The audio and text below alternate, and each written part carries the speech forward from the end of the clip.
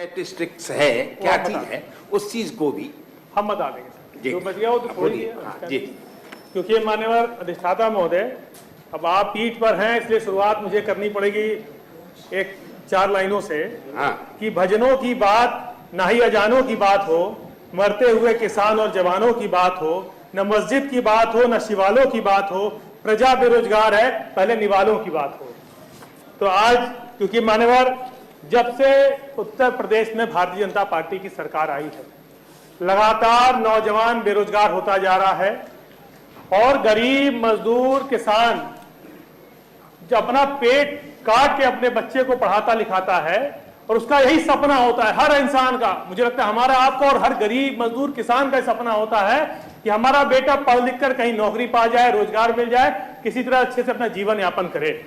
और जब से मान्यवर भारतीय जनता पार्टी की सरकार आई है, लगातार उन्होंने ऐसे सपनों को तोड़ने का काम किया, लगातार उनके दिलों को तोड़ने का काम किया। मान्यवर मैं इसलिए बोलना चाहता हूं क्योंकि भर्तियां कब मान्यवर सरकार भर्तियां नहीं निकाल रही, जो निकाल रही है उसमें लगातार पेपर लीक हो रहे हैं।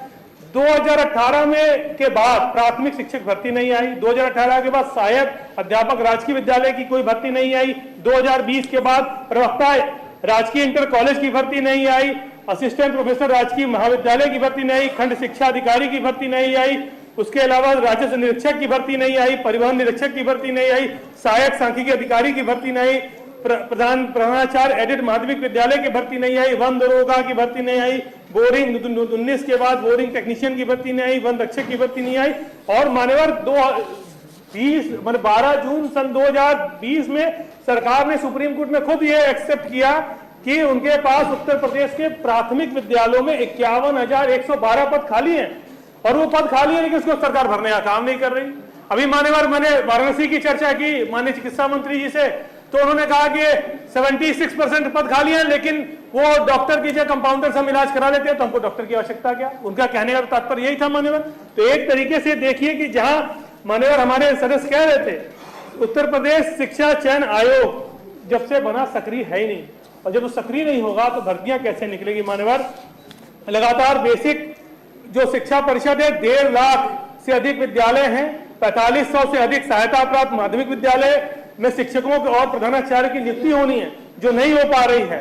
सहायता प्राप्त संस्कृत विद्यालय 331 महाविद्यालय में असिस्टेंट प्रोफेसर प्रधानाचार्य से आज ज्यादा पद खाली है मान्यवर, उसके लिए सरकार कोई भर्ती नहीं निकाल रही। उच्चतर शिक्षा चयन आयोग ने एडेड कॉलेज के असिस्टेंट प्रोफेसर की 1017 पद माध्यमिक शिक्षा सेवा चयन बोर्ड में जो है इन्होंने दिया, लेकिन अभी तक उसमें कुछ नहीं हुआ। टीजीटी 3,539 प्रवक्ता के पीजीटी के पद 624, कुल 4,163 पदों पर 2022 से आवेदन मांगे गए हैं, लेकिन अभी तक मान्यवर उसमें कोई कार्रवाई आगे नहीं बढ़ी। एडेड महाविद्यालयों में प्रधानाचार्य के पद अभी भी खाली हैं, 632 पद खाली है मान्यवर। तो लगातार 2022 के बाद इसमें भी कोई काम नहीं हुआ।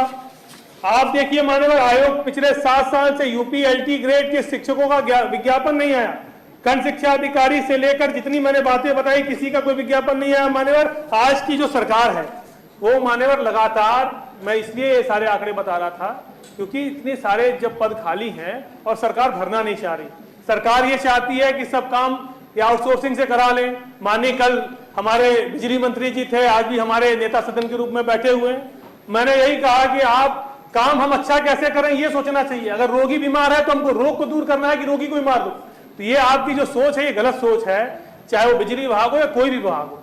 मान्यवर हमको भर्ती निकालनी चाहिए, अच्छी भर्ती करनी चाहिए, और हमारा आपका जब दृढ़ संकल्प अच्छा होगा कि हम किसी तरह से अच्छा काम करेंगे तो अच्छा काम होगा। लेकिन जब सरकार की मंशा अच्छा काम करने की नहीं होगी, भर्तियां निकाल ही नहीं रही है सरकार। 2020 से 2018 से 2019 से जब से इनकी सरकार आई सारी भर्तियां रोक दी, और जो मान्यवर भर्तियां आ रही हैं सबके पेपर लीक ये उत्तर प्रदेश की सरकार इसलिए जानबूझ के कराती है क्योंकि उसके बाद लोगों को रोजगार देना न पड़े और एक बार कहने को मिल जाए कि हम तो भर्तियां निकाले थे पेपर लीक हो गया।